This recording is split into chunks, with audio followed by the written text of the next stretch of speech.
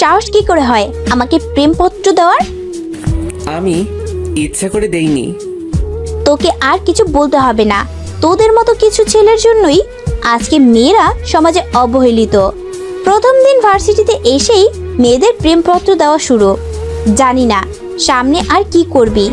তোকে দেখে তো মনে হয় একদম নিষ্পাপ বাচ্চা, কিন্তু তুই যে এমন একটা কাজ করবি তা তোকে দেখে কেউই বুঝতে পারবে না। আর শোন, কখনো কোনো মেয়ের সাথে এই রকম করবি না। মাথা নিচু করে দাঁড়িয়ে আছি। অনেক ছাত্রছাত্রী দাঁড়িয়ে আমাকে দেখছে। কোনো কিছু না করেও এইভাবে সবার সামনে অপমানিত হলাম। অবশ্য অপমানিত হওয়া আমার কাছে নতুন কিছু নয়। সেই ছোটবেলা থেকেই অপমানিত হয়ে আসছি। বাবা মা মারা গেছে তখন আমি অনেক ছোট। তারপর থেকেই এতিমখানায় বড় হয়েছি। এইচএসসি পর্যন্ত সেখান থেকে পড়ালেখা করেছিলাম।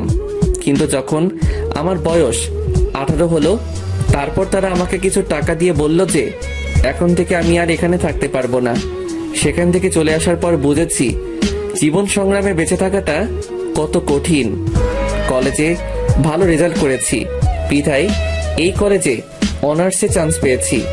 আমি পারভেজ, আর এই দুনিয়ায় আমি শুধু একা, কেউ নেই আমার। কলেজে গেট দিয়ে ঢুকে সামনে যাইতেছি, তখনই কেউ একজন ডাক দিল। সামনে যাওয়ার পর বলল, কলেজে নতুন নাকি? জি ভাইয়া নতুন। নাম কি? পারভেজ।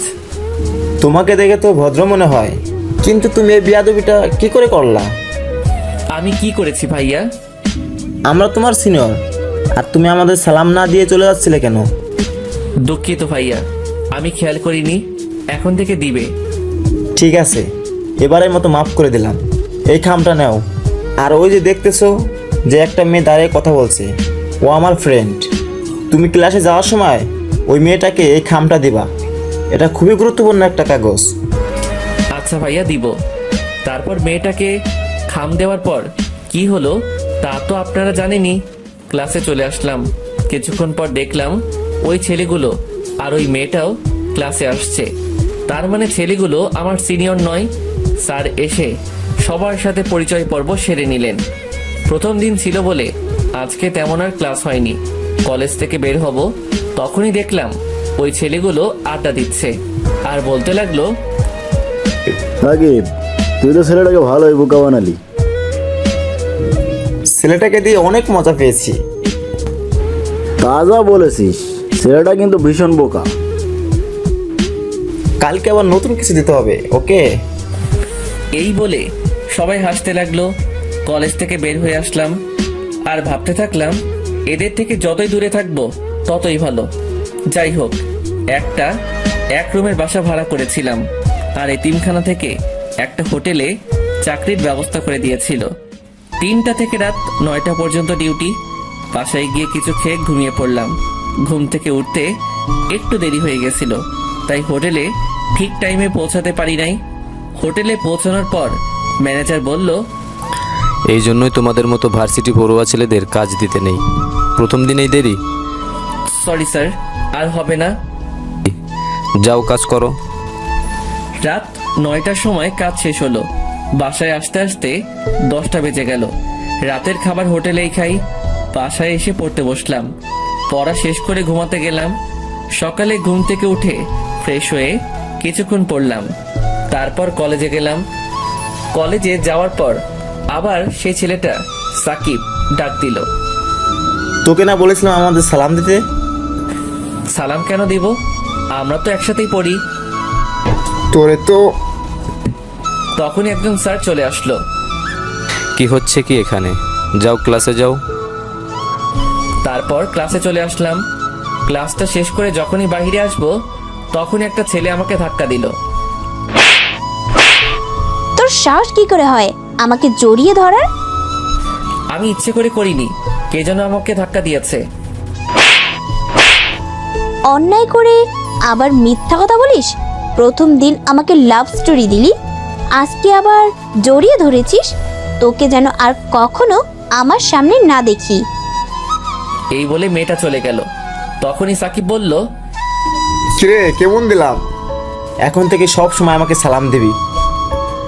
কিছু বললাম না, জানি এদের কিছু বলে লাভ হবে না। চলে আসলাম সেখান থেকে। রাস্তা দিয়ে হাঁটছি। আমি কি শুধু সবার কাছে অবহেলিত হয়ে থাকবো? বাইরের পৃথিবীটা যে কত কষ্টের তা এখন বুঝতে পারছি। বাসায় চলে আসলাম। আজকে আর ঘুমালাম না, ঠিক টাইমেই হোটেলে চলে আসছি।